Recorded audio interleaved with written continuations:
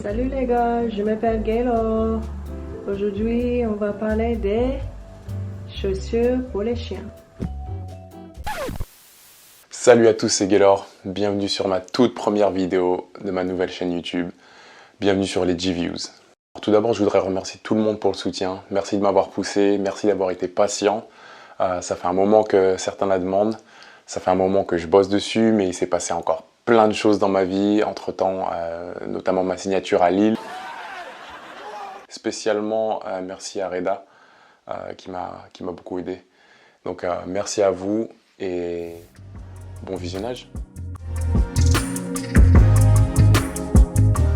Pour ma toute première vidéo sur YouTube, je m'attaque à une paire de chaussures de basket qui me tient à cœur parce que j'adore cette ligne. On va parler aujourd'hui de la Harden 5. Alors sans perdre de temps, on va tout de suite parler des 3 premiers points les plus importants pour moi dans une paire de chaussures de basket performance.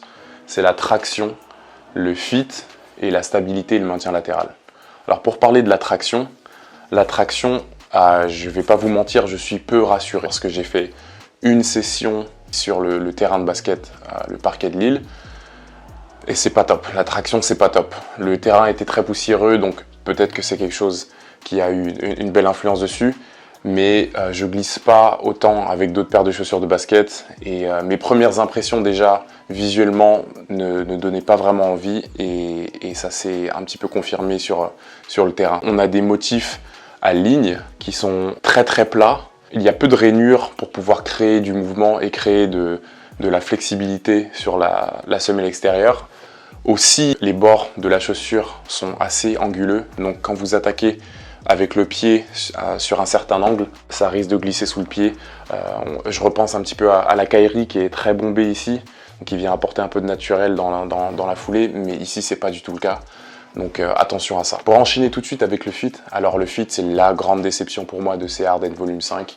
J'adore la ligne Harden, chaque année j'ai des Harden et je prends toujours la même taille. Alors il faut savoir quelque chose avec les tailles Adidas.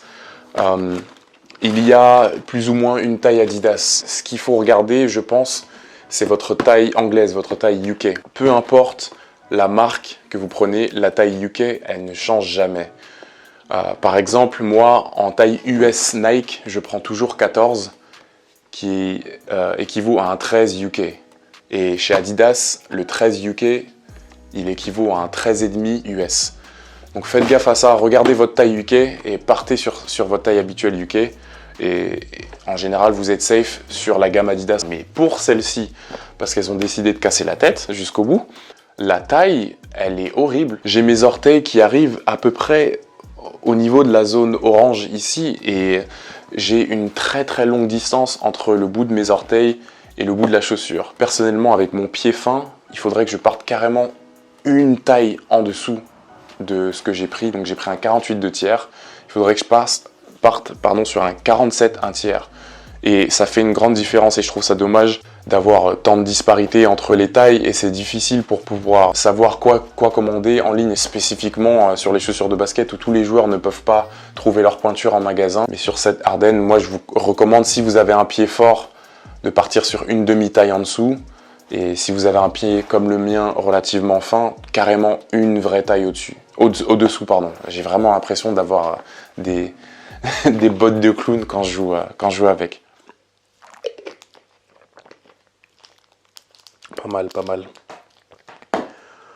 Pas mal. Le reste du fit, par contre, les matériaux viennent vraiment bien envelopper le pied. Il n'y a aucun espace entre mes orteils et le dessus de la chaussure. Le médio-pied est toujours très très très serré comme sur toutes les Harden. J'ai pas senti de problème au talon, j'ai senti mon talon très très enveloppé. Donc c'est une chaussure qui reste confortable autour du pied. Alors pour enchaîner justement, je parlais du confort et des matériaux de cette chaussure-là. Contrairement à beaucoup de gens, j'ai trouvé cette paire très confortable. Je trouve ça un petit peu dommage que beaucoup de gens ont tendance à s'arrêter à ce qu'ils voient et à ce qu'ils ressentent sous la main et pas aller un petit peu plus loin et pas être plus curieux que ça. Après, bien sûr, il y a des gens qui ont le droit de ne pas aimer, hein, mais je suis d'accord. Mais j'ai trouvé que c'était un petit peu facile, des fois, de dire « Oh, la Harden, elle est nulle, la Harden, cette année, elle est nulle ». Ça n'a pas été le cas pour moi. Alors, les matériaux à l'extérieur sont très rigides Et c'est pas tant soit les matériaux qui sont pas bons, c'est la façon dont ça a été exécuté, la façon dont ils sont assemblés qui pour moi n'est pas top. Alors les matériaux, ici surtout le dessus, on a un mesh, un screen mesh, donc on l'entend, c'est très plastifié. Donc c'est des matériaux qu'on a pu retrouver, je pense, si je dis pas de bêtises, sur la Hyperdunk 2017 ou 2018. La Hyperdunk 2018 peut-être. Et donc c'est du vu et du revu, ça commence un petit peu rigide, mais avec la transpiration, la chaleur, ça se fait à votre pied, il n'y a aucun problème. Là où ça devient moins bon, c'est en fait la semelle extérieure.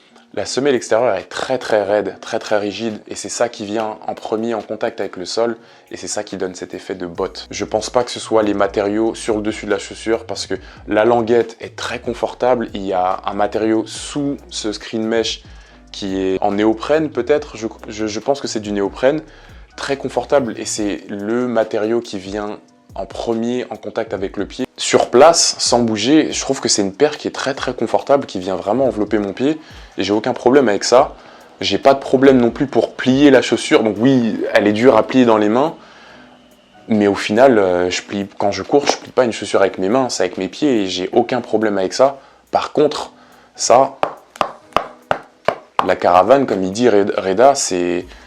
Ouais, c'est chaud. C'est ça qui vient vraiment apporter trop de rigidité, qui rend la paire pas jouable pour moi parce que elle est très plate, il n'y a pas de courbure, donc la transition talon-pointe est pas bonne. Et les matériaux sont tellement rigides qu'il y a peu de compression, et je trouve que ça se ressent sur tous les appuis, et c'est pas une chaussure avec laquelle je me sens libre. Et bien sûr, j'ai oublié le troisième point le plus important, RS sur la stabilité, gros point fort d'Erden chaque saison, c'est pour ça que j'adore cette ligne. La chaussure est une assise très stable, super basse et ultra large.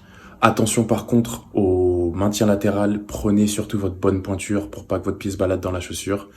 Et même si ça n'a pas été le cas pour moi, attention au maintien du talon qui peut vous paraître un petit peu faiblard au début parce que la chaussure ne suit pas bien les mouvements du pied, du fait que la semelle est super plate et rigide.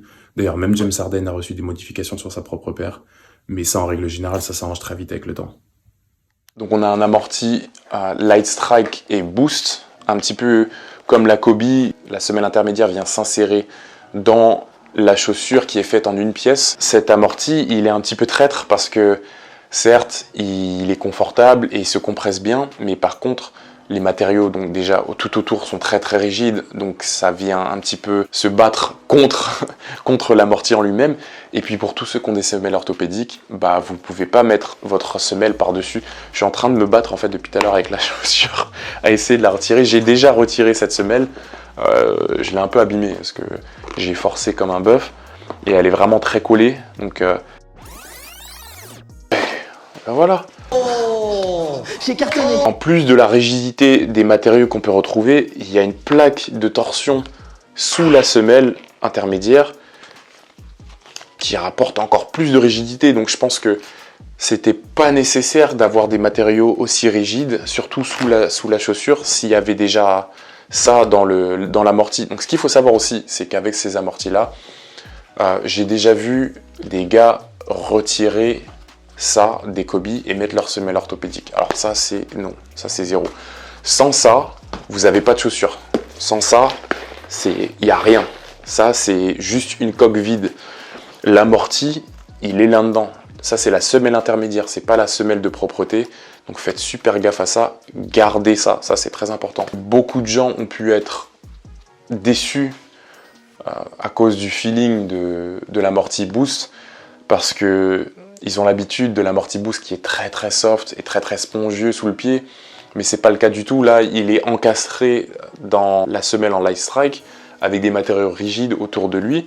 Donc forcément, c'est pas quelque chose de super soft et super bouncy sous le pied. Contrairement à beaucoup d'idées reçues, c'est pas parce que vous avez un amorti abondant et que vous le sentez fort sous le pied que l'amorti est forcément efficace. Un amorti qui est bon, c'est un amorti auquel vous ne pensez pas. Le lendemain, vous n'avez pas mal aux pieds, vous n'avez pas mal aux genoux. Ça, c'est un amorti qui fait son taf. Si vous le sentez très fort sous le pied, c'est bien, c'est confortable. ça vous donne, ça vous envoie un signal dans le cerveau, waouh, je me sens bien, c'est confortable, mais c'est une distraction. Donc c'est pas un besoin de sentir l'amorti, en tout cas pas pour moi. C'est pas un besoin de sentir l'amorti plus que ça, c'est pas le plus important. Le plus important, c'est qu'il fasse son travail. Et dans ces chaussures-là, je trouve qu'il fait très bien son travail. Malheureusement, avec tout ce qui se passe autour, il n'est pas mis en valeur. Ici, sur la semelle intermédiaire et l'amorti, donc on sait que c'est l'amorti Boost qui est sur le dessus de cette semelle intermédiaire. On peut sentir vraiment la texture de l'amorti Boost sous le pied malgré ce petit tissu qu'il peut y avoir. Et j'ai l'impression que ça peut créer des ampoules avec le frottement du pied dessus un petit peu. Donc attention à ça. J'ai un avis général mitigé parce que c'est une paire déjà, j'ai envie de l'aimer. J'adore les Harden chaque saison. C'est une de mes lignes de chaussures favorites. J'aime bien Adidas en général puisque T-Mac aussi, T-Mac c'était pas mal. Hein. La T-Mac 2 d'ailleurs, je sais pas où est-ce qu'elle est passée. Elle est sortie aux États-Unis. Mais nous, je sais pas où est-ce qu'elle est. J'ai envie de parler de quelque chose qui me tient un peu à cœur, d'enchaîner en vous montrant ça. Alors, dites-moi si vous voulez que je fasse une vidéo sur cette paire, c'est la Harden Step Back volume 2, Step Back 2, je suis un peu perdu, c'est la Harden Step Back 2. Je sais que les consommateurs et les basketteurs, les jeunes ou les moins jeunes, on est souvent très attirés par le côté visuel et par le côté hype. On a tendance à être attiré par le modèle signature parce que c'est le modèle que James Harden porte, parce que c'est le modèle qui coûte plus cher, qui est censé être plus premium.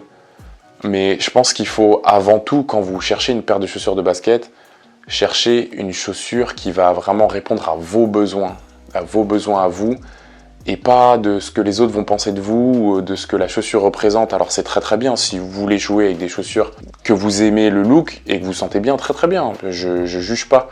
Mais je pense qu'il y a plein de paires comme celle-ci qui sont pas regardées du tout par le public, parce que c'est une paire à 90 €, ça c'est une paire à 140 €.